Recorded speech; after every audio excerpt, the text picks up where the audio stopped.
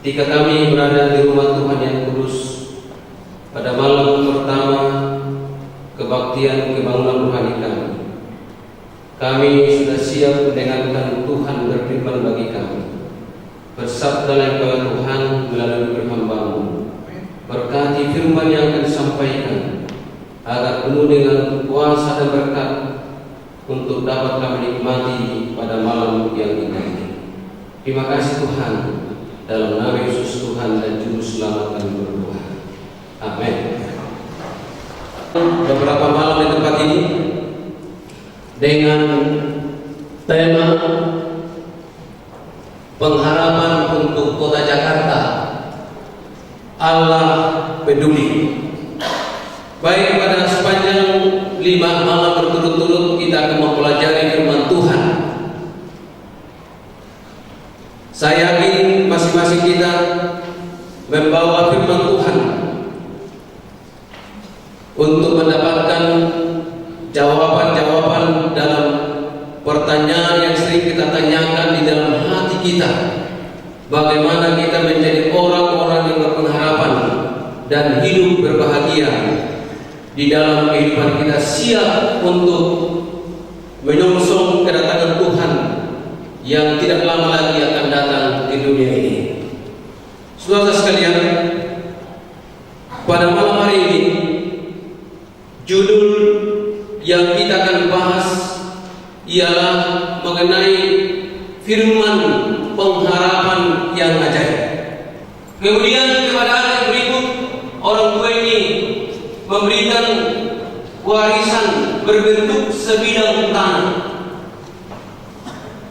Lalu kepada anak yang terakhir, orang tua ini membagikan harta warisan berbentuk sebuah buku tua, namanya sebuah Alkitab. Lalu tidak lama kemudian orang tua ini meninggal dunia. Dan anak yang mendapat warisan Alkitab itu sangat kecewa. Dan bahkan dia sakit hati kepada orang tuanya. Tentu mereka itu senang oleh karena warisan yang sangat menguntungkan bagi mereka. Di dalam kekecewaan yang dimiliki oleh anak yang mendapat harta warisan yang berbentuk Alkitab itu, dia menyimpan buku itu di dalam sebuah lemari bertahun lamanya. Dia tidak pernah menyentuh buku itu oleh karena dia merasa kecewa dan sakit hati yang luar biasa terhadap orang tuanya. Dia simpan itu Alkitab, itu buku tua di dalam sebuah lemari. Bayangkan, di dalam kecewaan, rasa kecewa yang sangat dalam, dia menyimpan dan dia tidak pernah menyentuh akan buku itu bertahun lamanya. Tetapi satu hari dia sangat rindu terhadap orang tuanya, terhadap ayah yang sudah meninggalkan mereka. Dan satu-satunya cara melepas rindunya ialah dengan jalan membuka Alkitab itu, ya, dan membaca Alkitab itu. Lalu ia pun membuka Alkitab itu. Mulai dari lembaran yang pertama, dia membuka dengan hati-hati dan memperhatikan dari lembar ke lembar. Lalu tiba-tiba dia terkejut karena di dalam lembaran Alkitab itu dia menemukan sebuah cek dengan jumlah uang yang sangat besar. Saudara boleh bayangkan bagaimana anak itu dengan terkejut oleh karena ada lembaran cek yang berisi uang dengan jumlah yang sangat besar. Setelah mendapat cek itu, lalu dia menyesali dirinya. Mengapa selama ini saya tidak pernah menyentuh buku ini dan membuka, sehingga saya menjadi miskin seperti sekarang ini. Saya harus hidup dengan kemiskinan dan penderitaan. Tak ada di dalam hatinya, sehingga dia hidup dalam penderitaan dan kemiskinan. Lalu setelah dibuka dia selalu bergembira. Bapak Ibu sekalian, sebenarnya saya tidak menekankan ini mengenai uangnya, tetapi saya menekankan bagaimana perhatian orang terhadap Alkitab ini. Dari dulu juga ternyata orang-orang tidak begitu memberikan perhatian lagi kepada buku ini, kepada Alkitab ini. Mungkin juga demikian pada zaman kita sekarang ini. Baik, kita akan mempelajari sebenarnya apa itu Alkitab, dari mana asal Alkitab itu ini yang kita pegang. Jadi Alkitab ini adalah 22 buku dari Alkitab ini adalah berbentuk sejarah. Jadi kalau kita menjadi seorang ahli sejarah, kita boleh membaca Alkitab ini dan kita akan bisa mengetahui sejarah dunia ini dan lain-lain sebagainya. Kemudian 21 dari buku itu adalah sebagian besar buku nubuatan. Nubuatan ialah perkara-perkara yang akan terjadi di kemudian hari. 2 dari buku ini ialah mengenai syair, yaitu buku Amsal, Sulaiman, dan juga buku Al-Khatib. Kemudian Alkitab ini ditulis oleh paling sedikit 36 orang. Ada seorang raja, ada raja yang menulis, ada petani yang menulis, ada juga ahli hukum yang antaranya, ada juga jenderal, ada juga nelayan. Wah, ini jadi ada raja penulis Alkitab ini, ada juga seorang petani penulis Alkitab ini, ada juga seorang ahli hukum penulis Alkitab ini, ada juga jenderal, nelayan, ada juga pendeta, ada juga imam, bahkan pemungut cukai juga ada yang menulis Alkitab ini. Ada juga dokter. Jadi rupanya zaman Yesus juga sudah ada, zaman ditulis Alkitab ini sudah ada dokter. Ya, zaman Yesus juga sudah ada dokter. Kemudian ada juga penulis sebagai orang kaya dan juga orang miskin. Inilah orang-orang yang menulis Alkitab ini, luar biasa. Paling sedikit ada 36 orang menulis Alkitab ini. Jadi ini Alkitab ini buku yang luar biasa.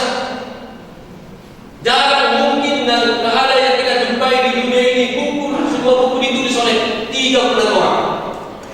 Tetapi Alkitab ini ditulis paling sedikit sebanyak 36 orang. Itu makanya mungkin luar biasa. Dan kemudian lamanya Alkitab ditulis sekitar 1.600 tahun. Luar biasa. Jadi belum selesai Alkitab ditulis, sebagian sudah meninggal dunia penulisnya. Sebab tidak ada manusia di dunia ini mencapai 1.600 tahun. Sementara Alkitab ini ditulis lamanya 1.600 tahun. Tetapi walaupun begitu lama Alkitab ditulis, namun dikatakan buku ini, Alkitab tua ini, tetap menjadi sebuah buku, satu kesatuan, tidak ada yang bertentangan di dalamnya. Walaupun latar belakang penulis itu berbeda-beda, latar belakang budaya, pendidikan, dan lain sebagainya, tetapi dikatakan Alkitab ini tidak ada yang bertentangan satu dengan yang lain. Tetapi Alkitab ini tetap tidak ada bertentangan satu dengan yang lain. Oleh karena firman Tuhan mengatakan dalam 2 Petrus pasal yang pertama ayat 1, sebab tidak pernah nubuat dihasilkan oleh kehendak manusia, tetapi oleh dorongan Roh Kudus orang-orang berbicara atas nama Allah. Roh Kudus yang mengendalikan pikiran para penulis Alkitab ini, diterangi oleh kuasa Tuhan, dituntun, dikendalikan. Maka apa yang difirmankan Tuhan mereka tulis. Itulah sebabnya Alkitab ini tidak ada pertentangan satu dengan yang lain. Roh Kristus mengilhami para nabi-nabi untuk menunjukkan dan menyatakan bahwa seluruh Alkitab adalah buku Kristen, buku pengikut Kristus. Roh Kudus mengilhami pikiran para hamba Tuhan untuk menunjukkan dan menyatakan bahwa seluruh Alkitab ini adalah buku Kristen. Baik, 2 Timotius pasal 3:16, segala tulisan yang diilhamkan Allah memang bermanfaat untuk mengajar. Jadi Alkitab ini, firman Tuhan ini, salah satu tujuannya ialah atau manfaatnya adalah untuk mengajar, supaya kita menjadi orang-orang yang berpengetahuan. Bermanfaat untuk menyatakan kesalahan. Dari mana kita tahu kalau kita orang bersalah? Dari mana kita tahu kalau kita orang berdosa? Yaitu bila mana kita membaca Alkitab ini. Dari mana kita tahu kita bahwa membunuh itu salah? Bagaimana kita tahu kalau berbohong itu adalah dosa? Alkitab menyatakannya. Ya. Bagaimana kita tahu kalau kita benar di mata Tuhan?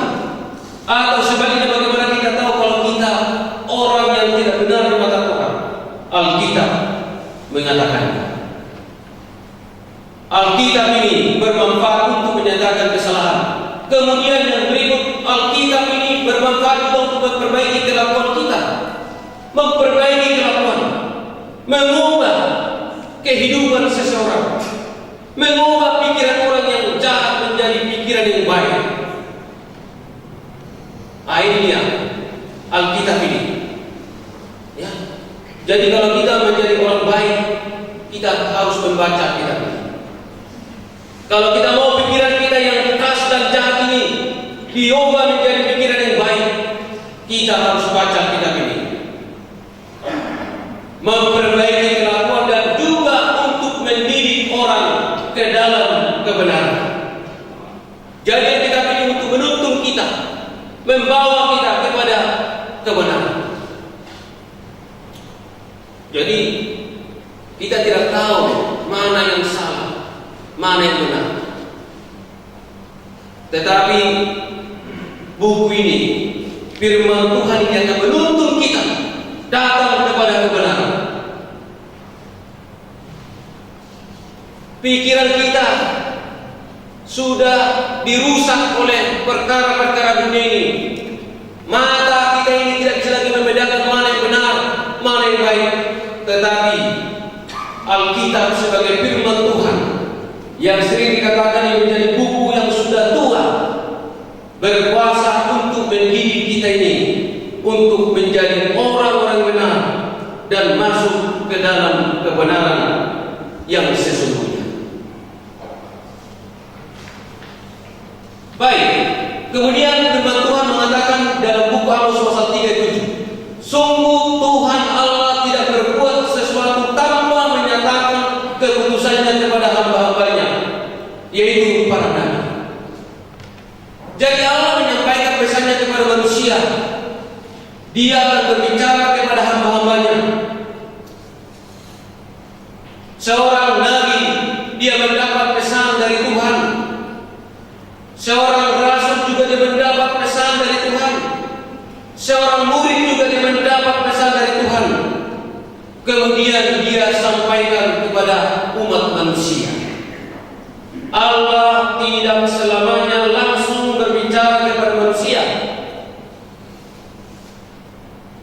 tetapi Dia menyampaikan firman-Nya, menyampaikan isi hatinya, menyampaikan maksud-maksud Tuhan, rencana Tuhan kepada manusia melalui hamba-hambanya, melalui seorang nabi, melalui seorang rasul. Kalau itu pada zaman Yesus melalui seorang murid, maka murid-murid itu ataupun rasul itu menyampaikan kepada umat manusia, dan kemudian dituangkan juga di dalam Alkitab ini. Itulah sebabnya nabi-nabi pun mengakui bahwa pekabarannya berasal dari Allah. Raja Daud berbicara dengan terang-terangku, firman-Nya ada di lidahku. 2 Samuel pasal 23 ayat 2. Raja Daud, dia mengakui dan menyatakan bahwa Roh Tuhan yang berbicara melalui bibirnya, dan firman Tuhan ada di lidahku, itulah yang kusampaikan kepada manusia. Ya. Dan demikian dari Yeremia mengatakan, lalu Tuhan mengulurkan tangannya dan menjamah mulutku, lalu dia menyampaikan firman itu. Wah, Nabi Yeremia seorang nabi yang hidup pada zamannya, dan seorang nabi yang diberikan julukan adalah setia sampai mati.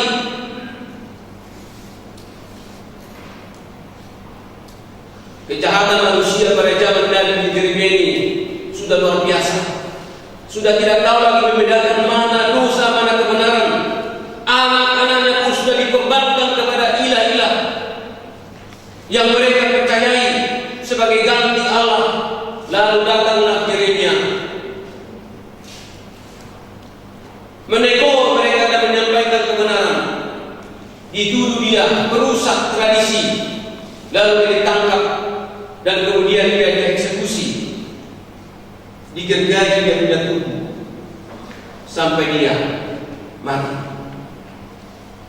Dia menyatakan firman Tuhan oleh karena Allah sudah mengurangi lidahnya, bibirnya, dan dia mempunyai kuasa untuk menyampaikan akan firman Tuhan. Allah menyuruh Hezekiel, sampaikanlah perkataan-perkataanku kepada mereka. Demikian juga Yohanes Pembaptis dipenuhi oleh Roh Kudus. Lalu dia katakan bahwa Allah telah berbicara oleh mulut nabi-nabinya yang kudus dalam Lukas pasal 1. Yohanes Pembaptis dipenuhi oleh Roh Kudus. Jadi Allah tidak selamanya langsung berbicara kepada manusia, sehingga apa saja yang mau disampaikan kepada manusia, isi hati yang mau disampaikan kepada manusia, rencana-rencana Tuhan bagi dunia ini, lebih dahulu disampaikan kepada nabi-nabinya, dan nabi-nabinya itu kemudian menyampaikan kepada umat manusia. Alkitab dan hanya Alkitab satu-satunya buku yang benar, yang mengisahkan bagaimana dunia ini serta isinya terjadi, dan bagaimana dosa ada, bagaimana manusia diselamatkan. Hanya Alkitab, dan satu-satunya Alkitab inilah buku yang patut kita tanyakan, kita baca, jikalau kita ingin tahu bagaimana dunia ini terjadi, dan bagaimana dosa masuk ke dunia ini, dan kemudian bagaimana manusia yang berdosa ini diselamatkan, agar kita dapat mengetahui bagaimana dunia ini dijadikan, dan bagaimana kemudian dunia ini dirusak oleh masuknya dosa, dan bagaimana Tuhan menyelesaikan akan masalah dosa di atas dunia ini.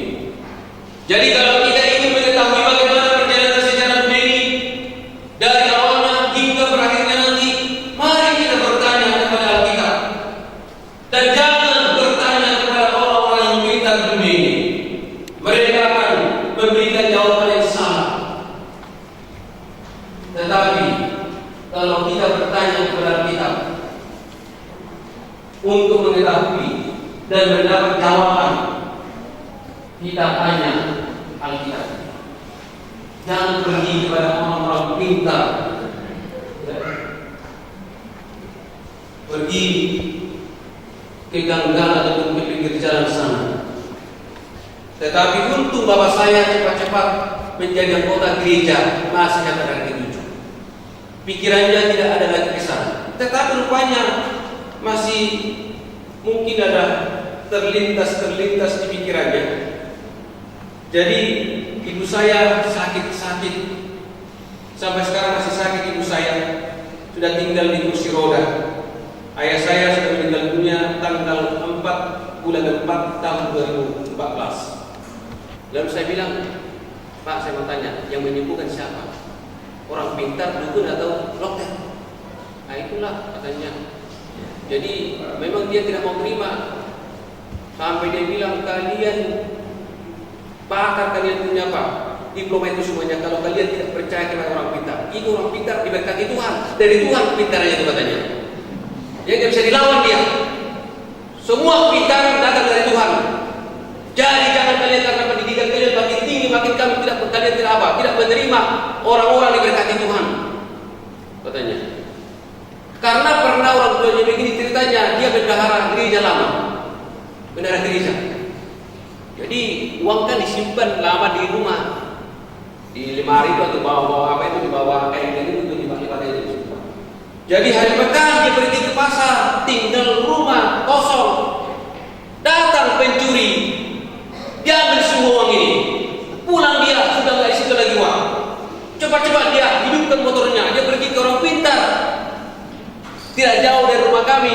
Lalu dibaca-baca ini mantranya ini. Tuk.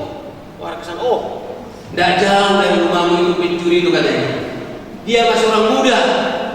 Cepat-cepat dia mau lari katanya. Sudah menunggu bis dia di kota Persea katanya. Oh, terus minta bapak. Oh, pas dia ketemu. Hei, pasti. Gimana kau bikin uang itu? Awalnya tidak diakui, akhirnya diakui juga.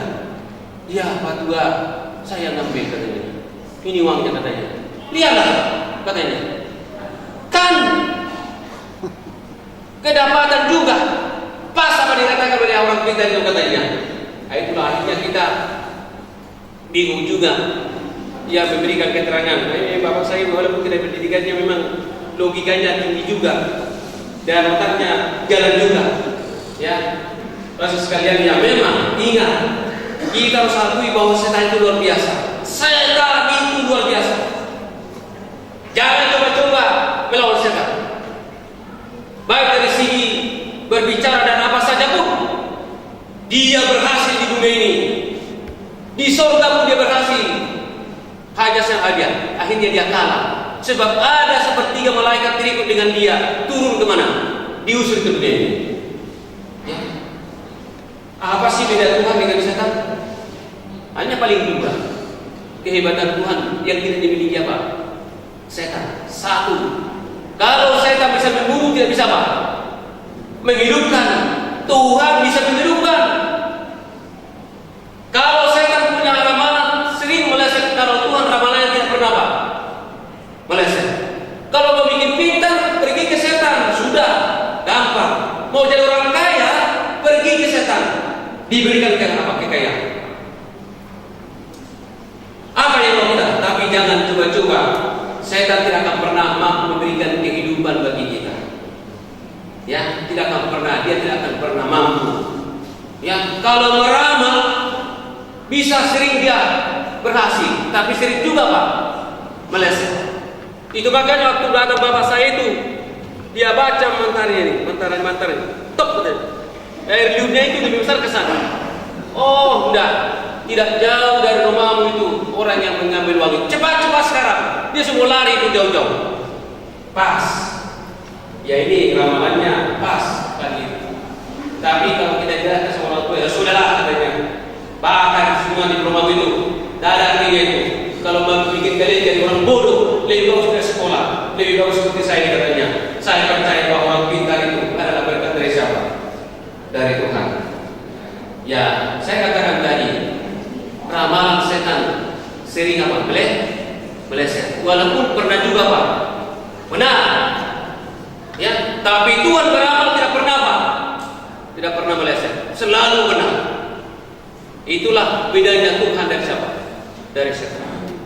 Jadi kalau cari untuk kekayaan, ngapain mesti beragama kita kalau mau jadi orang kaya? Tidak perlu. Ya, tidak perlu. Kalau hanya kekayaan yang kita cari datang kepada Tuhan itu, rugi sendiri kita. Sampai kita tinggalkan kantor, kita tinggalkan pasar, dagangan kita sana, hilang untung sekian banyak. Datang kepada Tuhan hanya untuk mendapat apa? Berkat kekayaan. Ya, setan pun bisa memberikan kekayaan. Ya, korupsi langsung dari orang kaya. Ya, merampok di sana dengan kedapatan itu, apa juga Pak, jadi orang kaya. Jadi Setan bisa juga membuat kita tidak kedapatan bila perlu. Baik, kalau kita ingin mengetahui bagaimana dosa timbul serta bagaimana ada dunia kita ini, mari kita bertanya kepada Alkitab. Ada di sana jawaban yang jelas dan pasti. Jangan pergi kepada orang pintar, jangan pergi pada seorang profesor dan lain sebagainya.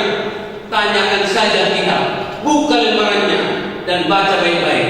Di sana ada jawaban yang pasti. Ya, tidak diragukan, tetapi jawaban yang pasti dan benar. Kalau kita ingin mengetahui bagaimana Tuhan menyelamatkan manusia dari kematian kepada hidup yang kekal, hari apa Yesus Tuhan kita berbakti dan mari kita bertanya kepada Alkitab. Alkitab buku satu-satunya yang dapat memberikan jawaban yang pasti kepada kita. Saya yakin masing-masing kita rindu untuk mendapatkan hidup yang kekal, keselamatan yang abadi. Bagaimana caranya untuk mendapatkan keselamatan, hidup yang kekal? Mari kita tanya kepada Alkitab ini. Alkitab ini sangat murah dan gampang ditemukan di toko-toko buku. Walaupun kertas yang termahal, tipis tetapi bagus, tetapi harganya murah, dapat dijangkau oleh semua lapisan manusia. Memang sengaja disubsidi barangkali. Kalau tidak nanti disubsidi seperti minyak tanah, satu saat akan lebih mahal lagi. Baik, ada aturan Tuhan kepada kita tentang isi Alkitab ini. Ada permintaan Tuhan kepada umat manusia tentang isi Alkitab ini. Dalam Wahyu pasal 22 ayat 18 dan 19. Aku bersaksi kepada setiap orang yang mendengar perkataan-perkataan nubuat dan kitab ini. Jika seorang menambahkan sesuatu kepada perkataan-perkataan ini, maka Allah akan menambahkan malapetaka yang tertulis di dalam kitab ini. Siapa yang menambah isi Alkitab ini akan ditambahkan malapetaka. Siapa yang menambah? Alkitab ini sudah ditulis oleh Allah melalui para hambanya sempurna, ya, tidak kurang dan tidak lebih. Ada yang coba-coba menambah ini? Mungkin sudah ada yang coba-coba menambah. Tuhan akan tambahkan, bukan hari ini, esok akan ditambahkan malapetaka kepada orang-orang yang menambah. Kemudian sebaliknya, dan jikalau ada orang mengurangkan sesuatu dari perkataan-perkataan dari kitab nubuat ini, maka Allah akan mengambil bagiannya dari pohon kehidupan dan dari kota kudus seperti yang tertulis di dalam kitab ini. Jadi dua-duanya berbahaya. Ada yang menambah, tambah malapetaka. Ada yang mengurangi dari perkataan ini satu kata pun, jangankan satu kalimat, satu kata pun, Tuhan akan cabut haknya untuk menikmati hidup di kota kudus. Berarti tidak ada keselamatan bagi dia. Ya, jadi tidak boleh tambah ini. Ini sudah dihamkan Tuhan dan ditulis di sini. Pikiran para penulisnya diilhami Tuhan, dituntun oleh Roh Kudus. Allah yang mengarang. Itu makanya Alkitab yang jumlahnya 66 buku ini tidak ada satupun yang bertentangan dari buku yang satu dengan buku yang lain, dari satu kalimat ke kalimat yang lain. Semuanya selaras dan saling menguatkan satu dengan yang lain. Ya. Kalau dikatakan dalam perjanjian lama jangan membunuh, di perjanjian baru jangan membunuh. Tidak ada dalam Alkitab ini dalam perjanjian mengatakan boleh mencuri, di perjanjian baru mengatakan tidak boleh mencuri. Kalau di dalam perjanjian lama mengatakan tidak boleh berbohong, di perjanjian baru pun dikatakan tidak boleh apa? Berbohong. Jadi tidak ada yang bertentangan satu dengan lain. Walaupun lamanya 1600 tahun. Bayangkan Bapak Ibu sekalian, kalau sebuah buku dikarang ditulis oleh seseorang atau 3 orang, lamanya 1600 tahun. Sudah bertentangan, sudah kacau itu. Belum ditulis. Sebagian besar sudah meninggal dunia penulis yang pertama. Jadi kacau, tidak akan bisa nyambung dan tidak akan mungkin selaras. karena manusia pengarang dan penulisnya. Tetapi karena kitab ini, meskipun manusia yang tulis, tetapi diilhami oleh Roh Kudus, dituntun oleh Roh Kudus, dan pengarangnya satu, yaitu Allah sendiri. Kesimpulan bagi kita pada malam hari ini, ingat, Allah berulang-ulang kali dan di dalam berbagai cara berbicara kepada nabi kita dengan peran-peran nabi-nabi. Salah satu melalui firman Tuhan ini, melalui kitab ini. Allah berulang kali dalam berbagai cara. Ada melalui mimpi, ada melalui penglihatan, ada melalui pendengaran dan lain sebagainya. Dahulu kepada nabi kita melalui nabi-nabi. Alkitab adalah buku Allah, buku di atas segala buku yang berisikan firman Tuhan. Karena Alkitab adalah firman Allah, maka itu akan berdiri selama-lamanya. Tidak akan pernah menjadi laku buku ini dan tidak berharga. Tidak akan pernah buku ini tidak akan disenangi oleh orang. Ada orang yang membenci, tetapi ada orang yang sangat menyayangkan akan buku ini. Ya, mungkin di ruangan itu ada juga barangkali yang kurang menyenangi buku ini, tapi mudah-mudahan tidak ada. Saya berharap semua kita yang hadir sekarang ini menyayangi akan buku ini. Itu makanya kalau di rumah kadang-kadang ini bukan kadang-kadang selalu kita buat di atas semua buku ini. Walaupun memang ya tidak ada aturan begitu, tetapi karena perasaan kita ini buku yang luar biasa. Tidak ada lagi buku di atas Alkitab ini, makanya pada waktu kita letakkan ini, kita letakkan di atas segala-galanya. Kalau anak kita barangkali menaruh Alkitab ini di bawahnya, di atasnya ada buku yang lain, kita akan marah. Jangan buat demikian buku itu. Itu Alkitab firman Tuhan itu. Bikin itu di apa? Di atas semua buku yang lain. Ini menunjukkan bahwa kita menyayangi dan menghargai apa? Alkitab ini. Dan menganggap Alkitab ini sebagai firman Tuhan. Sungguh baik sekali kalau kita menaruh nilai yang sama kepada firman Allah seperti yang dikatakan Ayub dalam ayat 23:11, perintah dari bibirnya tidak kulanggar, dalam sanubariku kusimpan ucapan mulut Tuhan. Bapak Ibu sekalian, Nabi Ayub mengungkapkan seperti itu. Dia katakan perintah dari bibir Tuhan itu tidak kulanggar, di dalam sanubariku kusimpan ucapan-ucapan mulut daripada Tuhan, yaitulah firman-Nya yang sudah dituliskan di dalam Alkitab ini. Bapak Ibu sekalian, mari kita cintai Alkitab ini. Mari kita hargai Alkitab ini, buku yang sudah berumur tua ini, yang ditulis 1600 tahun lamanya oleh Paling Sikiti ulama penulis. Buku yang menyatakan isi hati Allah kepada kita. Siapa sesungguhnya Allah itu? Ya, apa yang dilakukan Allah kepada kita? Apa rencana Tuhan kepada kita?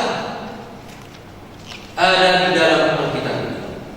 Mari kita menerima Alkitab ini sebagai satu-satunya buku yang jadi firman Tuhan, buku penuntun bagi kita, yang menuntun kita masuk di dalam kebenaran.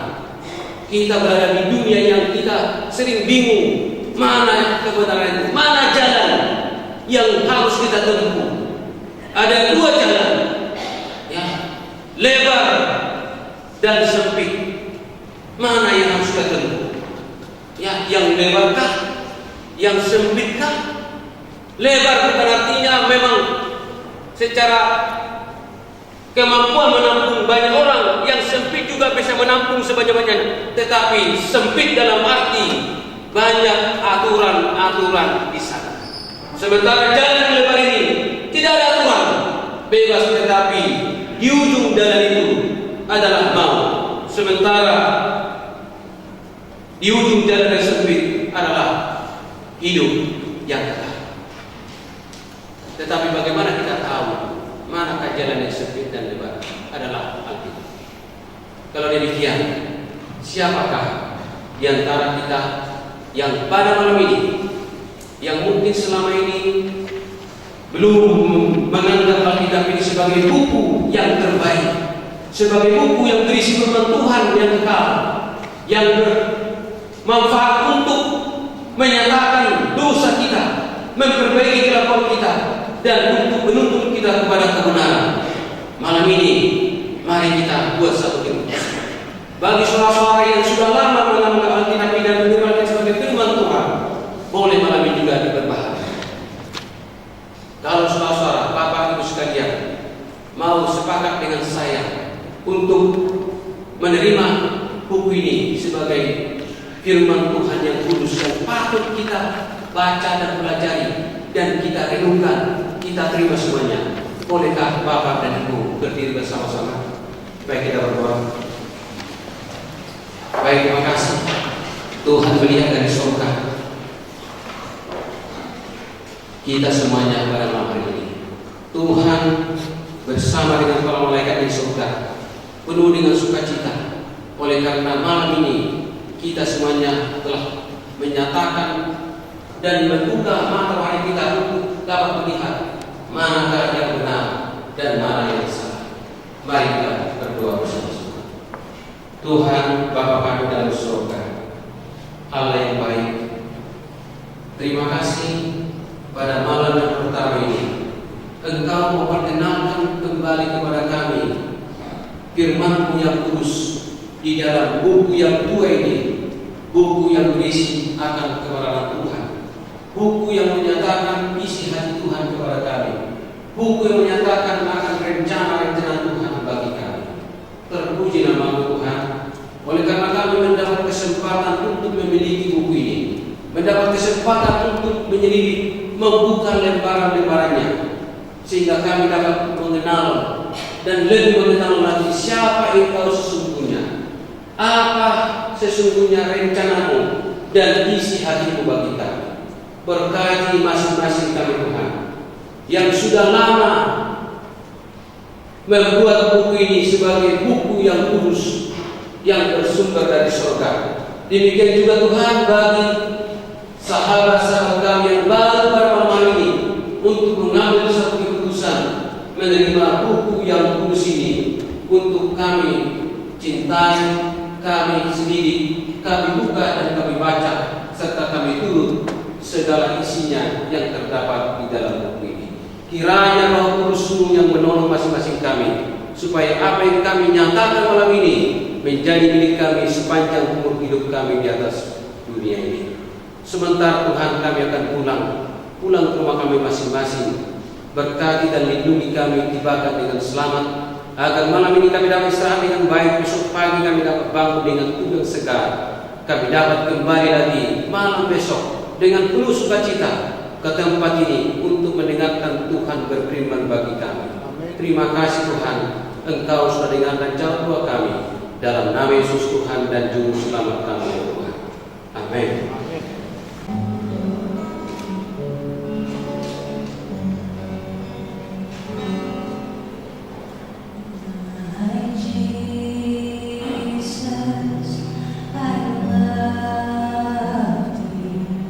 I know